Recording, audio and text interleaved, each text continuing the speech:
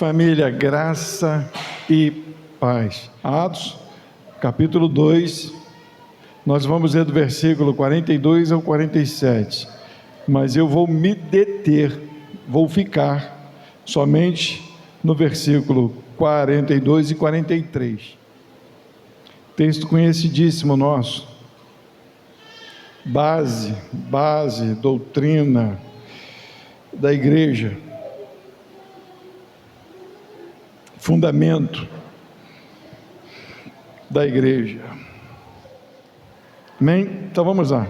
Diz assim: e perseveravam na doutrina dos apóstolos, e na comunhão, e no partir do pão, e nas orações, e em cada alma havia temor, e muitas maravilhas e sinais se faziam pelos apóstolos, e todos os que criam estavam juntos, e tinham tudo em comum, e vendiam suas propriedades e bens, e repartiam com todos, segundo cada um havia de mister, e perseverando unânimes todos os dias no templo, e partindo o pão em casa, comiam juntos com alegria e singeleza de coração, louvando a Deus e caindo na graça de todo o povo, e todos os dias acrescentava o Senhor à igreja aqueles que haviam de salvar.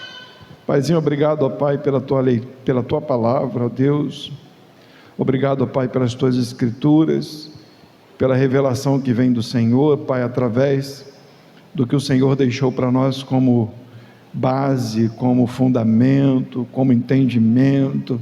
Eu te peço, ó Deus, dê-nos sabedoria para compreender, para voltarmos novamente ao que devemos ser, como devemos ser, de que maneira nós devemos agir. Revela-nos, Pai, o teu querer, consola os nossos corações com a tua correção, com a tua palavra, com a tua doutrina. Paizinho, que cada vez mais Cristo seja revelado em nós, cada vez mais o brilho da tua glória seja evidente em nós. Paizinho, que de verdade nós possamos ser parecidos com a igreja que o Senhor escolheu, a igreja que é militante, a igreja que luta, ó Deus, em todo tempo, em qualquer situação, sem medo, sem vergonha, de cabeça erguida, porque o Senhor é quem nos ergue, mas também de cabeça baixa, ajoelhado, contrito e humilhado na tua presença, ó Deus. Porque se o Senhor estiver presente, creio que essa é a única posição em que nós devemos estar, humilhados na tua presença. Porque por isso, desde já, ó Deus, eu quero te pedir perdão por nossas falhas, perdão, ó Pai, por sermos egoístas, perdão, ó Deus, por querermos que as coisas aconteçam do nosso jeito, perdão por não repartirmos, perdão, ó Deus, por não entendermos quem somos ou o que somos.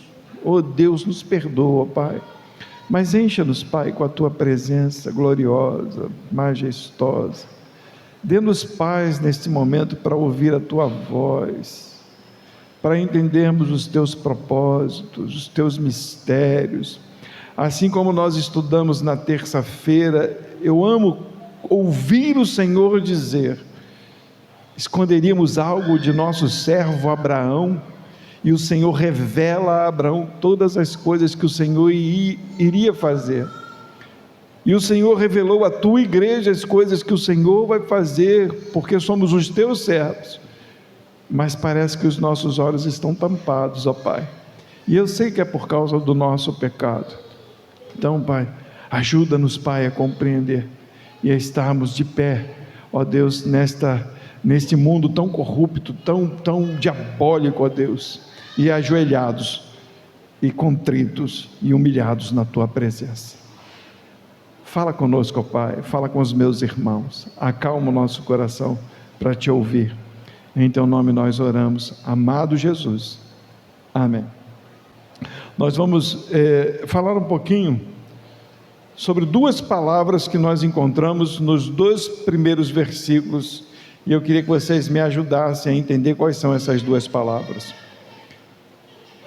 Vou ler de novo. E perseveravam na doutrina dos apóstolos, e na comunhão, e no partir do pão, e nas orações. E o outro versículo é: e em toda a alma havia temor, e muitas maravilhas e sinais se faziam pelos apóstolos. Quais são as duas palavras que dá base aos dois versículos? Não precisa tumultuar não, pode um de cada vez. São só duas palavras. Quais são as duas palavras que dá todo sentido para os dois versículos? O 42 e o 43. Oi? Perseverança, perseveravam. E a outra? No 43. Temor.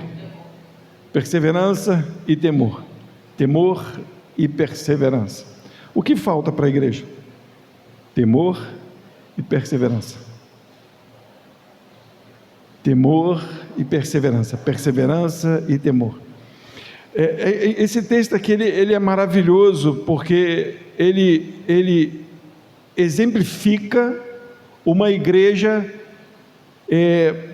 cheia da graça de Deus, uma igreja que ama o seu Senhor, uma igreja que observa, uma igreja que não está distraída. Os dois primeiros versículos dá base para todo o contexto até o 47, mas ele diz que aquela igreja, ela perseverava, e que aquela igreja, ela tinha temor. Ele fala, em toda alma que havia, em toda alma havia temor. E em toda alma havia temor. Então, vamos entender um pouquinho, a gente vai falar bem de temor, mas vamos falar um pouquinho de perseverança. Perseverar em quê? Essa é a dificuldade da igreja. Porque nós perseveramos em muitas coisas, né? É interessante que hoje em dia a gente vê muitos vídeos, né? E todo vídeo que alguém que está te ensinando alguma coisa, geralmente eles falam assim, você precisa perseverar para poder aprender. É ou não é? Não é isso? Você quer emagrecer, você precisa perseverar. Você quer ganhar musculatura, você tem que perseverar, né? Você quer aprender matemática, você tem que perseverar. De vez em quando eu gosto de assistir uns vídeos de hebraico, alguns professores que eu coloco lá, eu gosto de algumas coisas, e alguns professores falam assim, hebraico não é tão difícil. Não é difícil para ele que já aprendeu, mas ele diz, tem que perseverar. Ele só se torna fácil quando eu persevero. Se eu não persevero, não há facilidade. Mas a Bíblia está falando da igreja, e ela não está falando de algo que você deseja. Não está falando de algo que você deseja. Ela está falando de algo que você precisa, porque Jesus não está mais em carne, mas o Espírito está, como foi pregado na semana passada, levando a igreja, conduzindo a igreja. O Espírito Santo está conduzindo a igreja, e eu não posso dizer que a missão do Espírito é difícil, mas eu posso dizer que a nossa missão é impossível, ouvir a voz do Espírito, para perseverar. Porque se eu não ouço a voz do Espírito, eu persevero em tudo o que me dizem, mas eu não persevero naquilo que é essencial para a igreja. A Bíblia vai me declarar, com todas as letras, que eles perseveravam na doutrina dos apóstolos. A pergunta para a igreja é, nós temos perseverado na doutrina dos apóstolos? A igreja hoje, a igreja mundial, ela persevera na doutrina dos apóstolos, naquilo que foi deixado como ensinamento daqueles homens que andaram com Jesus, que viram Jesus, que estiveram face a face com Jesus, que não só viram milagres e maravilhas de Jesus, mas que também participaram desses milagres. Jesus, antes de subir, disse, vocês farão obras maiores do que estas que eu fiz. Só olhar para a vida dos apóstolos. Jesus andou 3 anos e ensinou tudo. Os apóstolos viveram muito tempo, perseverantes, ensinando a igreja a perseverar, e morreram perseverantes. A igreja, ela tem uma única fonte de vida, uma única fonte de entendimento, uma única fonte de conhecimento. Entendam, da próxima vez que eu ministrar, tem uma outra palavra que eu preciso ministrar para a igreja, que é entendimento, conhecimento. Nós precisamos buscar isso, até para a nossa vida financeira, para a nossa vida sentimental, para o nosso trabalho, para o nosso casamento. A gente precisa buscar, porque às vezes quando a gente prega aqui, às vezes eu sinto que as pessoas ficam assim: pastor, está falando que a gente não precisa buscar nada, a gente não precisa ter conhecimento de nada. Não, não é isso que eu falo aqui. O que eu falo é que tem uma base primeiro, tem um fundamento primeiro, e em cima desse fundamento é que a gente busca toda a sabedoria e conhecimento. Se não tem essa base, se não tem esse fundamento, não é conhecimento, não é sabedoria, é em vão, é lorota. Se Deus nos permitir, depois que a gente acabar de contar as histórias do Antigo Testamento, eu quero entrar com o livro de Eclesiastes no estudo. Gente, é uma surra. Tem gente que diz que Salomão estava em depressão. Alguns acham que nem foi que Salomão que escreveu o Eclesiastes, mas é uma surra, porque ele revela que tudo debaixo do sol tem um propósito. Em suma, tudo que está debaixo da mão de Deus tem um propósito, e tudo que o homem faz é fadiga e vaidade. Todo o livro, tudo que o homem faz é fadiga e vaidade, mas ele revela quando a fadiga passa e quando há um propósito verdadeiro, porque no mundo tudo passa, mas tudo se repete, nada se renova. Buscar conhecimento no mundo é legal para a nossa vida cotidiana, mas sem o entendimento perfeito do que é necessário, não vale de nada. É só para ficar debatendo, é só para dizer que sabe, é só para arrumar ideia, para não buscar verdadeiramente quem nós temos que buscar, que é o Senhor. É tudo lorota, é tudo mentira.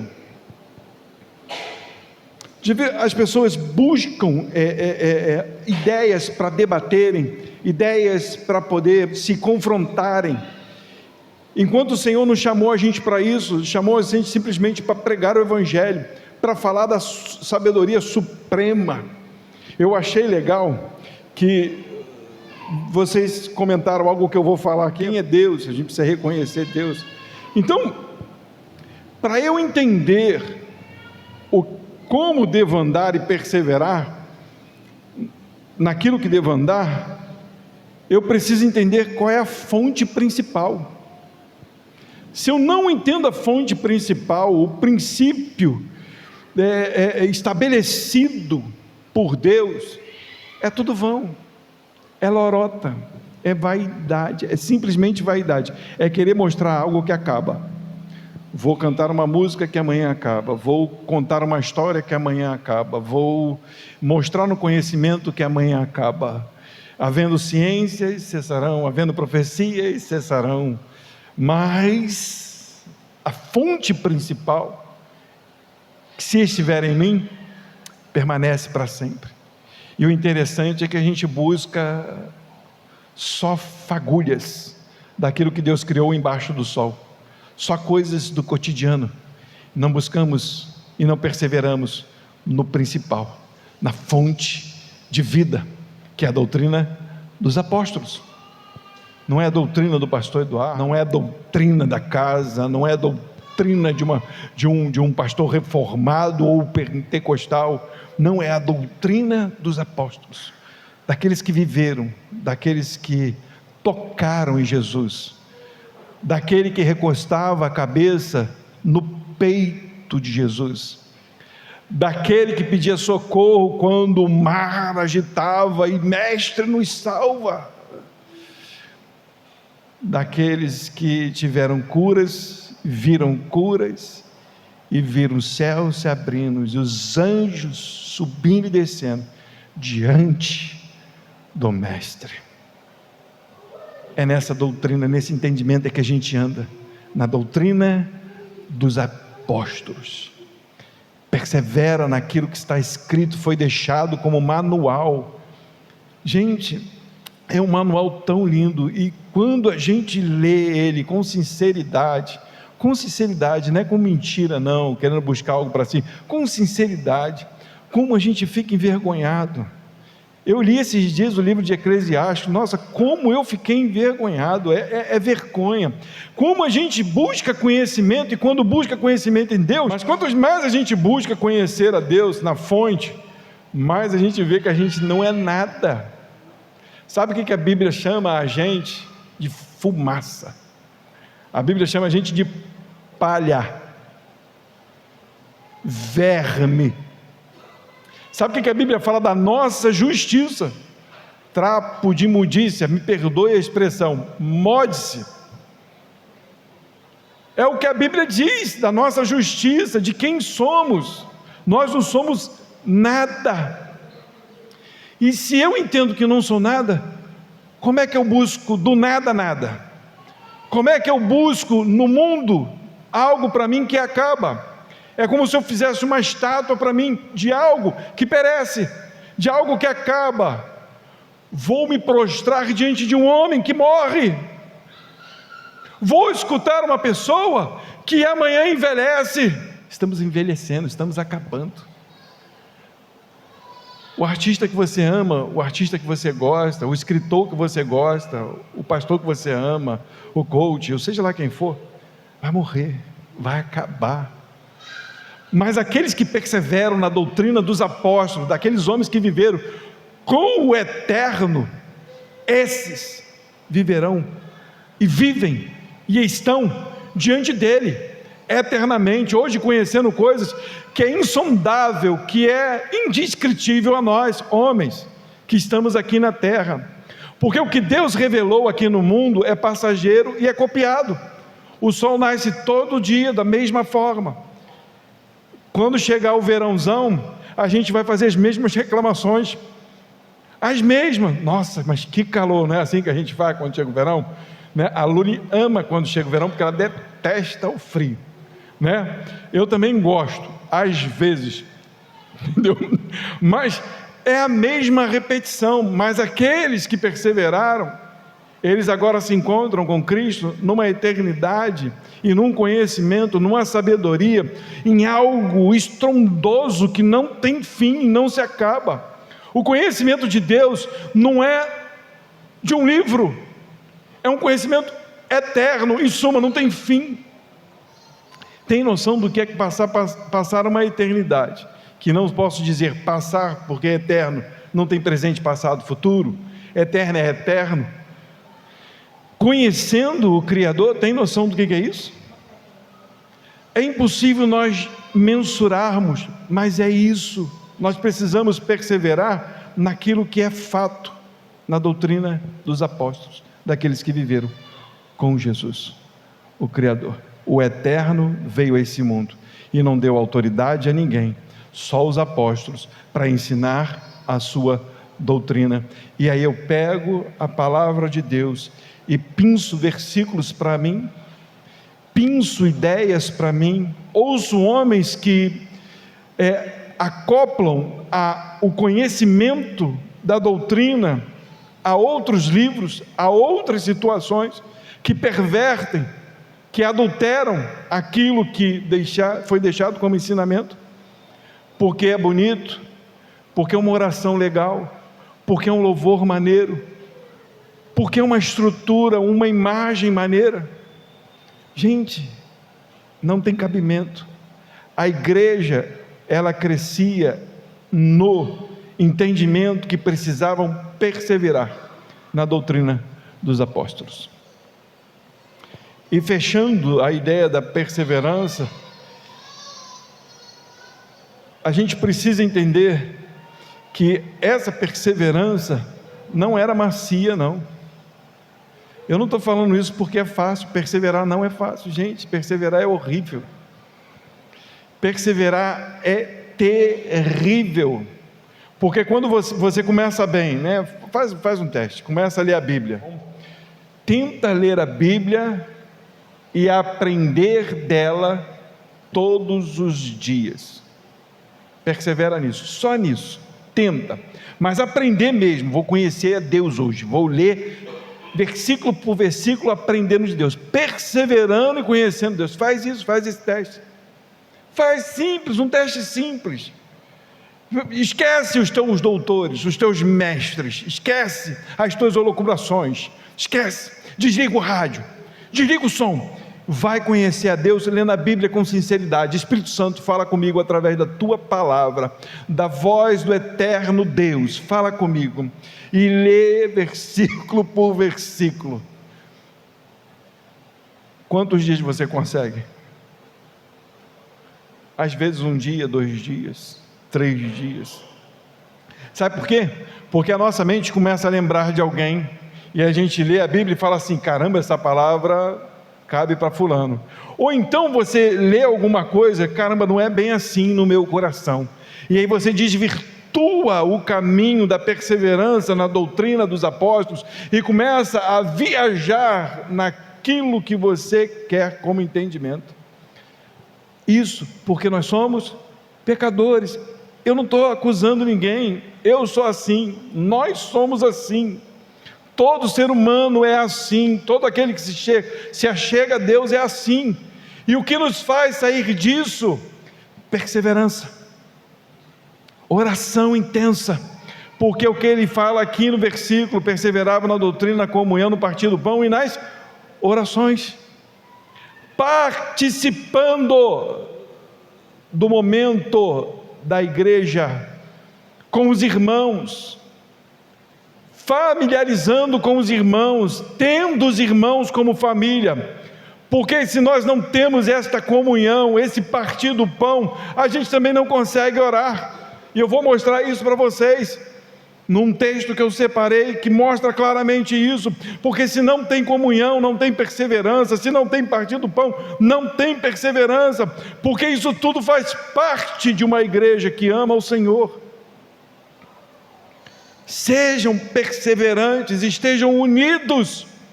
A Bíblia fala: conte os pecados uns aos outros para que sejam curados. Quantas vezes você já partilhou o teu pecado com alguém desta casa? De confessar verdadeiramente quem você é, sem medo, porque nós precisamos ser curados, nós precisamos perseverar. E quando nós começamos a esconder o que de verdade precisamos expor, quando nós começamos a nos afastar, quando deveríamos estar juntos, quando começamos a olhar para o mundo, mais do que olhar para os irmãos, nós não conseguimos perseverar, nós não somos perseverantes. Mas a igreja de Deus, ela precisa perseverar, ela precisa amar ao Senhor, ela precisa amar a igreja, a igreja do Altíssimo, porque é a igreja que vai ser salva, a igreja lavada e remida pelo sangue de Jesus, a família de Deus é que será salva. Essa é a sua família, e essa família, ela não está só aqui. Você conhece pessoas que amam a Jesus, e pessoas que fingem que amam a Jesus, são aquelas pessoas que te agradam, em nome de Deus, para te envolver. Você precisa perseverar, e você só conhece essas pessoas quando você persevera na doutrina dos apóstolos, porque senão você vai dizer: esse é meu amigo, aquele é meu amigo, ali é legal, aqui é legal, e participa de tudo quanto é mover, maluco, estranho, dizendo que está fazendo a obra de Deus. E é mentira, porque se você conhecer a doutrina, você vai ver que eles perseveravam, estavam unânimes, e eles não permitiam o mal afetar a comunidade. Mas sabe por que isso acontece? Por aquilo que é mais terrível no meio da igreja, que é o versículo 43, e que eles tinham no começo: e em toda a alma havia temor. E em toda a alma havia temor. Você teme a Deus? eu vou dizer, não estou querendo acusar não, mas a geração de hoje não teme a Deus. A geração de hoje, a nossa geração, nós não tememos a Deus. As pessoas têm medo de falar isso, mas nós não tememos a Deus. Essas pessoas viram as maravilhas, essas pessoas participaram de sofrimentos terríveis, essas pessoas, elas foram perseguidas a fio de espada, e mesmo assim, elas temiam a Deus. Nós já estudamos aqui a carta de Pedro, nós estamos estudando Romanos. Os cristãos foram acusados de botar fogo em Roma, os cristãos foram acusados de muitas coisas, muitas mentiras, e mesmo assim a carta dos apóstolos, a doutrina dos apóstolos era: perseverem, a tribulação é passageira. E aquelas pessoas perseveravam, e a Bíblia fala que eles não permitiam, e todo aquele que entrava como instrução errada, ele era afastado. Mas a igreja de hoje não teme, ela tem medo de afastar o mal, ela quer se associar ao mal, às pessoas que pervertem a palavra de Deus, ela tem medo de dizer está errado, ela prefere estar... Como é que as pessoas falam? Ela prefere ser o fruto do meio. No final ela sai e diz: não, mas eu sou crente, eu não acredito muito naquilo ali, não, mas está no meio. É uma igreja que não teme a Deus, é uma igreja que não tem responsabilidade com Deus, porque se conhecesse a Deus, não faria isso.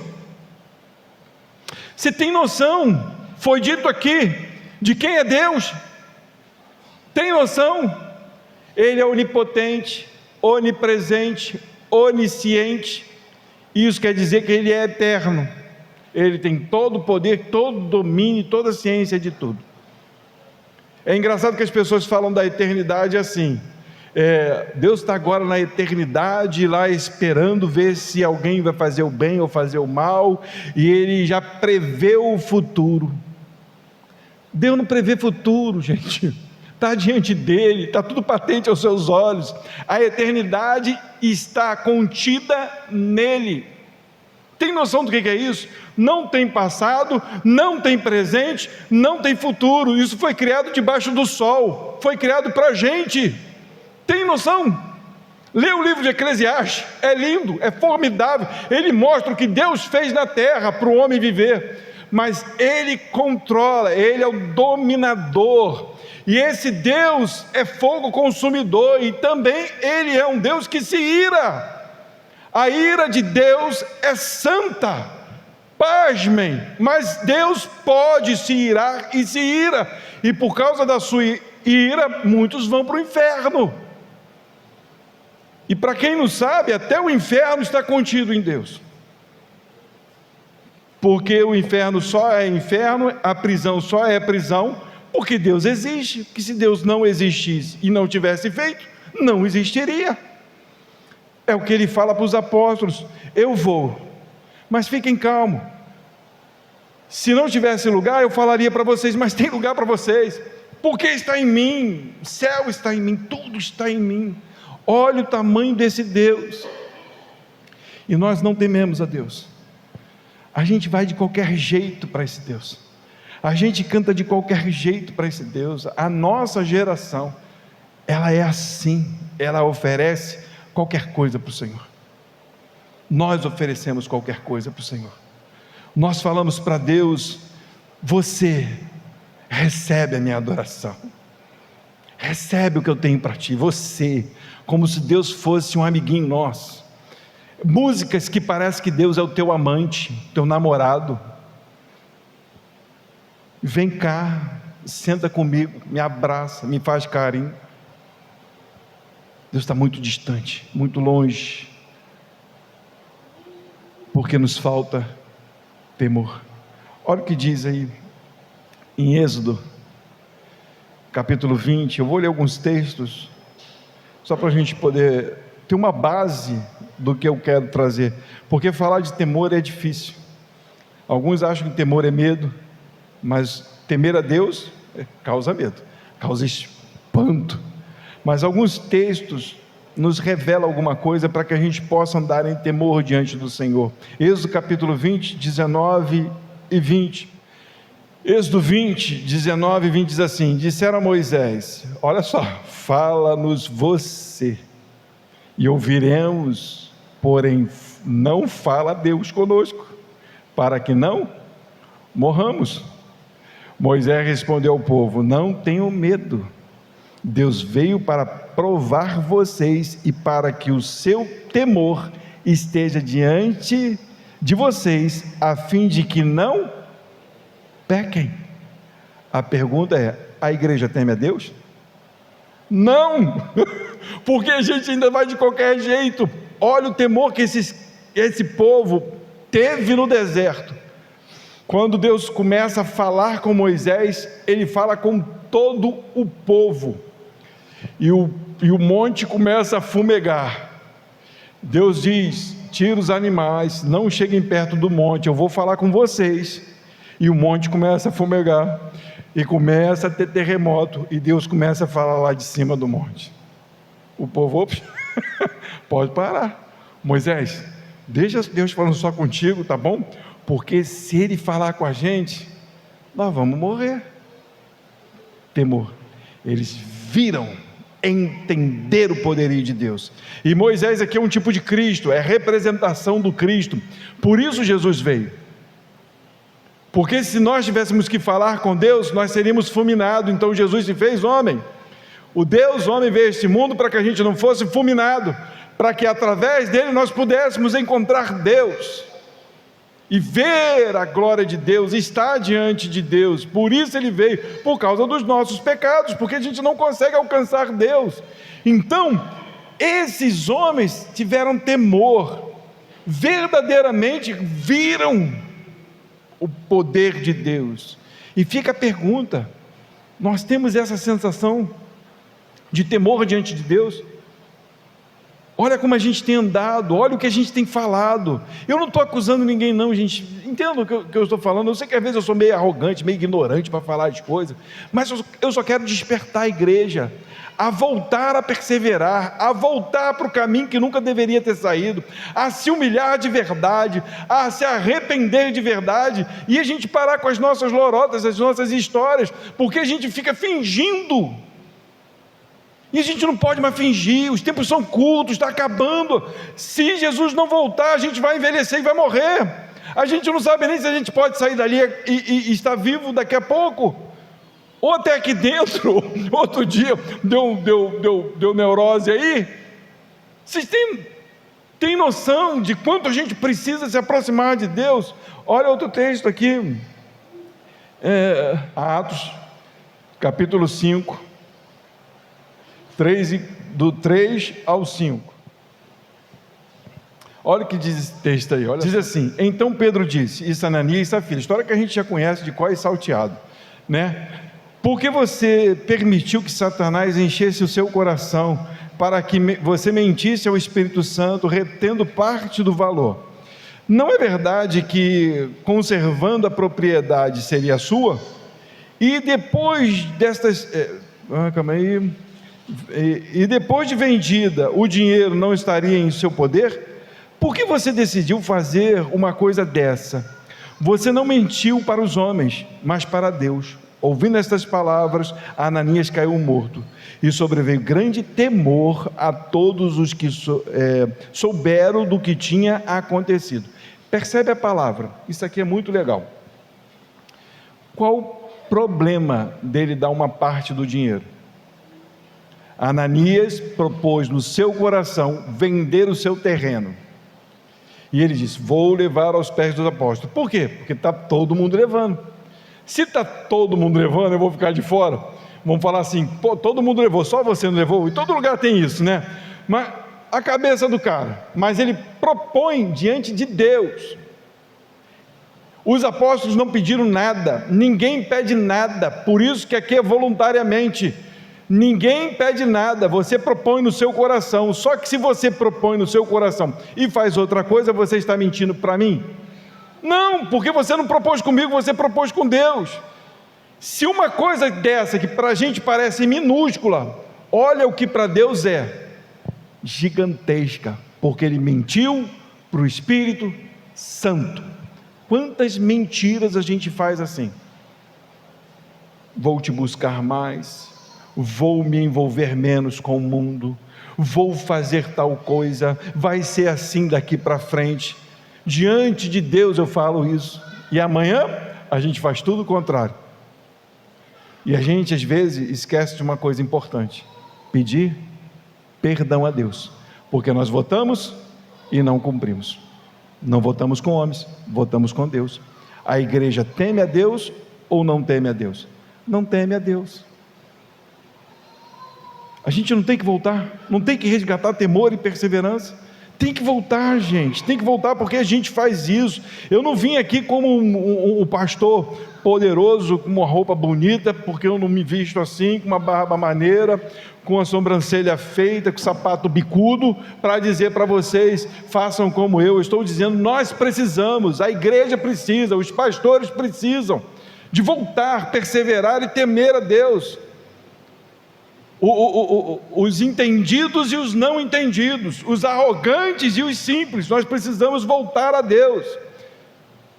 Jesus está voltando, meus irmãos. Olha o que diz lá em Romanos capítulo 3, texto que eu já li 500 milhões de vezes nesse lugar, e é um texto também que eu amo muito. Olha o que diz aí, Romanos capítulo 3, do 10 ao versículo 20, texto conhecidíssimo nosso, para a gente poder se colocar na posição em que a gente deve colocar, entender que somos palha, nós somos como fumaça, nós somos como vento, nós somos pequeninos demais diante de Deus, para a gente querer achar que a gente tem alguma coisa boa para oferecer para Ele, e ao invés de pedir que Ele nos encha com a sua presença, e temendo e perseverando para que Ele nos conduza, é isso que Ele quer de nós. Ele vai dizer, como está escrito, versículo 10, não há um justo, nenhum sequer, não há quem entenda, não há quem busque a Deus, todos se extraviaram juntamente e se fizeram inúteis, não há quem faça o bem, não há nenhum sequer, a garganta deles é um sepulcro aberto, com a língua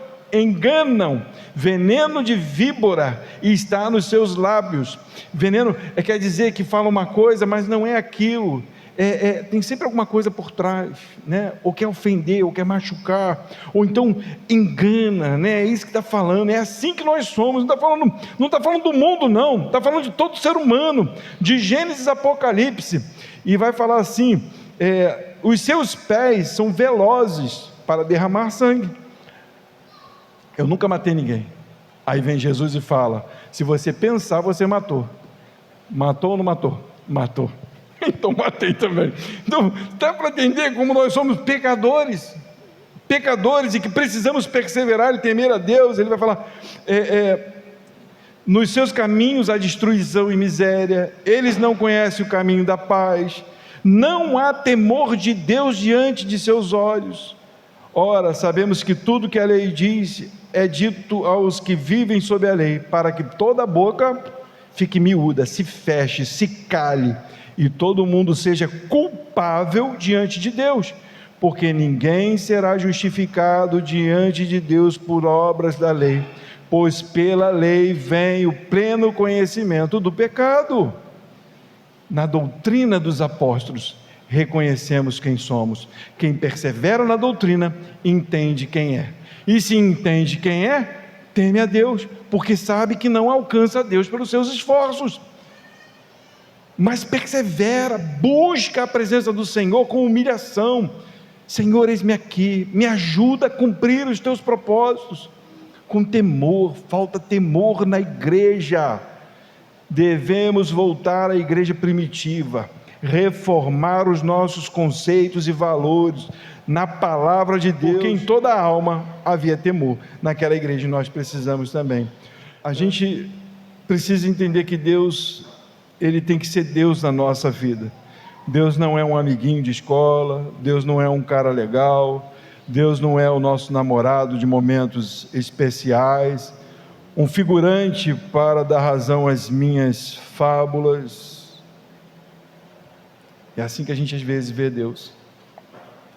Minha mulher se aborreceu comigo, vou buscar consolo no Senhor. porque Ele é tudo para mim. Aí eu boto um louvor lá, Jesus, o Senhor é melhor que a minha esposa. Ele é melhor que a minha esposa, Ele é 1000 vezes melhor que a minha esposa, mas Ele não está aqui por causa que eu me ofendi com ela.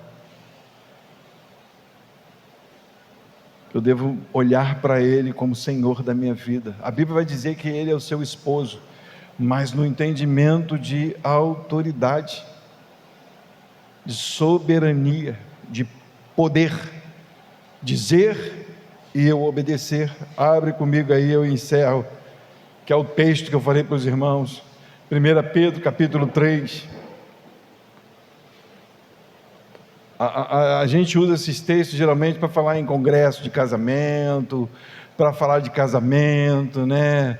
Reunião de marido e mulher, a gente usa o texto, mas isso aqui vai muito além de só casamento, muito além. Entendam? Esse aqui está falando de esposas crentes, tá bom? Só para vocês terem o sentido real da leitura. Igualmente vocês, esposas, sejam sujeitas cada uma ao seu próprio marido, para que, se ele ainda não obedece à palavra, seja ganho sem palavras alguma, por meio da conduta de sua esposa. Ora, Pedro é legal, né? Você imagina, né? Nem está passando um sofrimentinho, né? Uma dificuldade agora. Mas olha o que a Bíblia fala. Não relaxa para ninguém não, tá bom, né? Não relaxa não. E perseverar no que a Bíblia diz é que nos traz a vitória, né? E aí vem as mulheres, acredito naquele tempo, sofrendo, porque muitas mulheres se converteram e muitos maridos não. E naquela época, marido era marido, não é igual hoje, né? Que a mulher faz a gente de bobo, né? Que os filhos pintam e bordam, e as crianças, não, marido era marido. Tô querendo ofender não, mas hoje em dia mudou as coisas, hoje em dia mudou. Então, antigamente, marido era marido, e ainda tinha aquele negócio que mulher não tinha valor naquela época, né? Então, o homem era homem. Então, provavelmente, algumas vinham reclamando, o que eu vou fazer com esse cara? O cara é um arrogante, um poço de ignorância, não quer que eu venha à igreja, não quer que eu... Aí vem Pedro, que andou com Jesus, que ensina para a gente perseverar na doutrina dele, e diz assim: igualmente vocês, esposas, sejam sujeitas a esse cara. Aí ele vai dizer, sim, cada um ao seu próprio marido, mas apóstolo, para que ele, se ainda não obedece à palavra, olha aí, seja ganho sem palavra alguma. Qual mulher consegue ficar quieta? Hein? Fala. Nós estamos muito distantes, gente. Eu não estou querendo trazer peso, eu quero trazer entendimento, conhecimento, para que a gente tema a Deus por meio da conduta de sua esposa. Aí ele vai falar assim, e eu não estou falando mal de vocês não, eu vou jogar a bola para a gente também, percebe? Ao observar a conduta honesta e cheia de temor que vocês têm, que a beleza de vocês não seja exterior, com tranças nos cabelos, joias, ouro e vestidos finos. Pedro não está dizendo assim, não usem roupas bonitas, não é isso que ele está dizendo. Ele está falando que não seja isso que apareça em você, mas o que apareça? Ele vai dizer, mas que ela seja no seu interior. Hoje em dia a mulher quer amostrar o que tem, né? Quer mostrar, vai para a academia, né? Mulher assim, se bem que tem uns homens também hoje que tá um negócio estranho, mas tudo bem.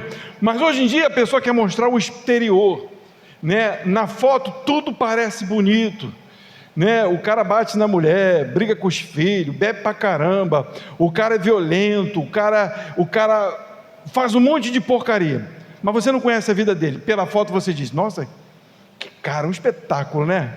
Aí olha para o carro, olha para o relógio, olha para a roupa, né? E você tem aquela ideia de que o cara é o cara, mas convive com o miserável, convive com aquela mulher, convive. Foto, imagem, exterior não diz quem você é, mas mostra que nós precisamos realmente daquilo que é necessário. É isso que Pedro está dizendo. Ele vai dizer, mas que ela seja no interior. A beleza da mulher, uma beleza permanente, uma beleza permanente de um espírito manso e tranquilo, que é de grande valor diante do marido, diante da sociedade.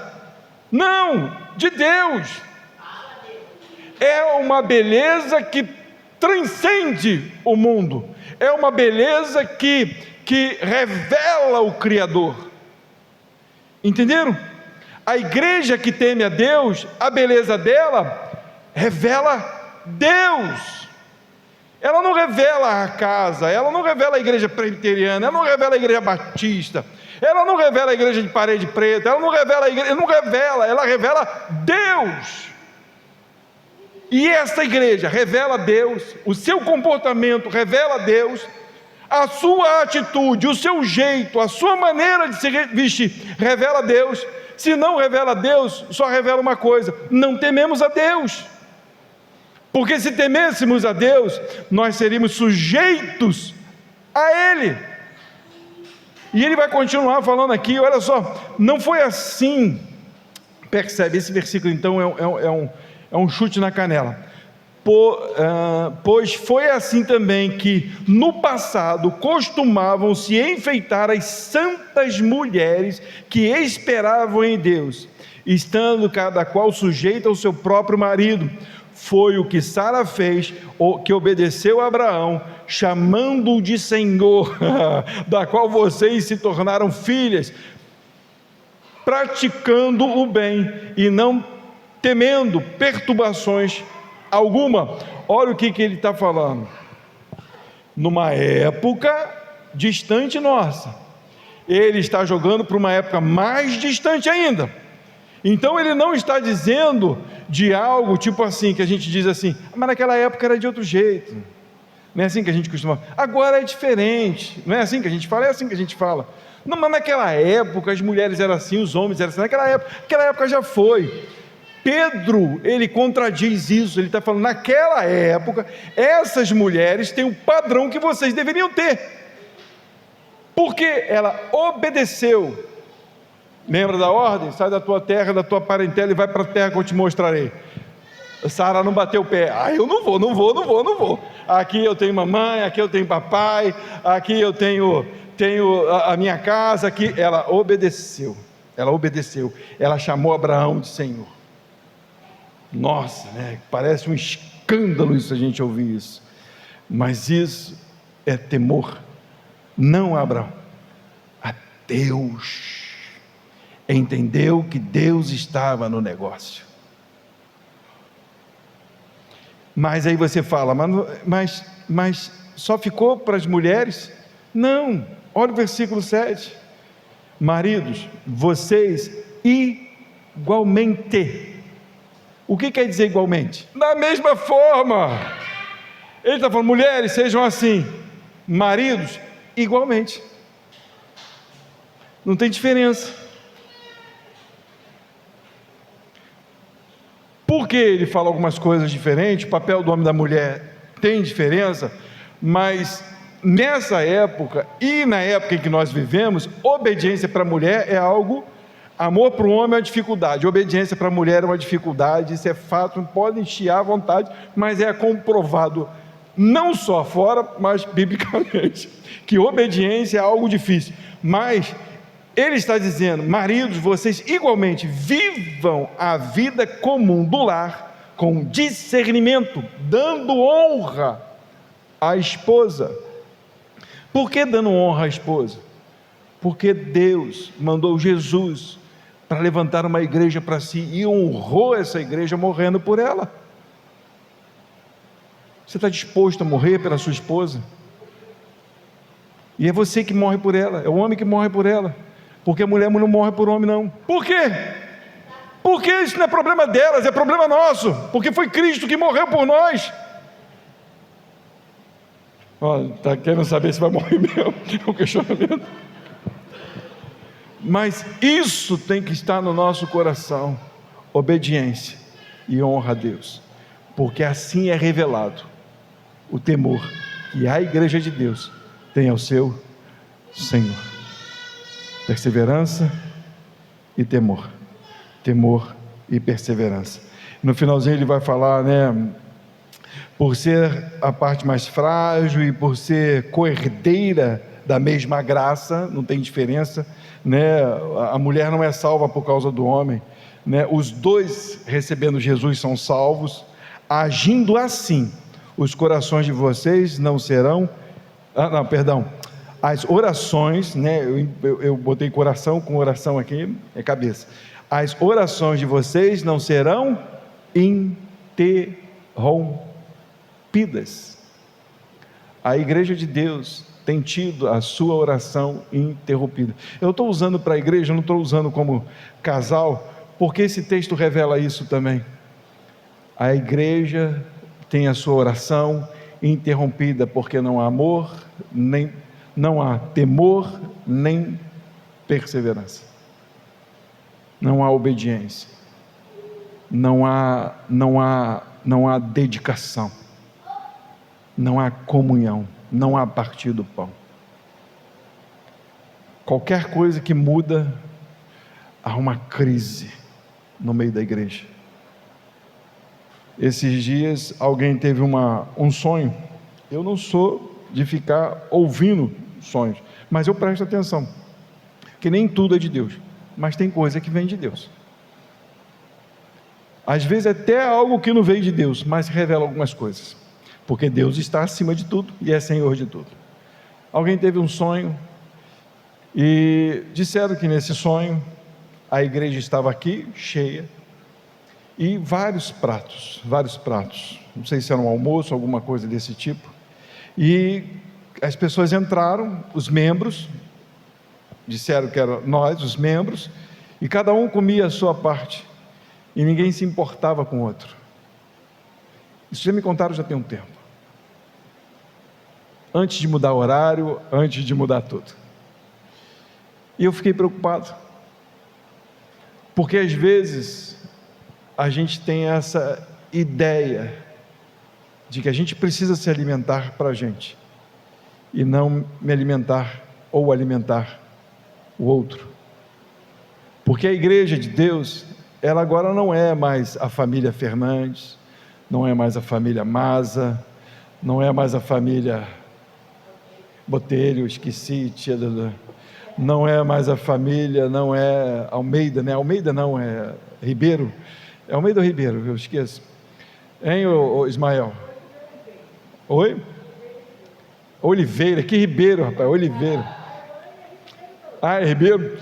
Nossa, não é mais, não, agora é a família de Cristo. O que um recebe, o outro deve receber também. Não pode mais haver partidarismo.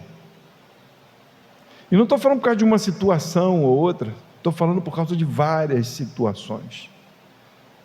Não pode haver partidarismo, não pode haver, porque revela exatamente isso, que as nossas orações são interrompidas, porque primeiro, não tememos a Deus, e não perseveramos na doutrina dos apóstolos, no ensinamento do Senhor. Amém, igreja? Ficaram com medo de falar amém? Amém, igreja? Amém. Que Deus nos alicerce na sua palavra e que a gente possa procurar com intensidade o temor a Deus. Sai hoje daqui entendendo que você precisa temer a Deus. Temer a Deus é entendendo aquilo que foi dito aqui nesse lugar, é entendendo a essência de quem Ele é e de quem nós somos. Se nós somos tão pequenos diante dEle e Ele nos escolheu, nos resta temê-lo, e não só temê-lo, mas todo aquele que teme a Deus, ama Ele e tem prazer nele, mesmo que Ele seja poderoso demais, glorioso demais.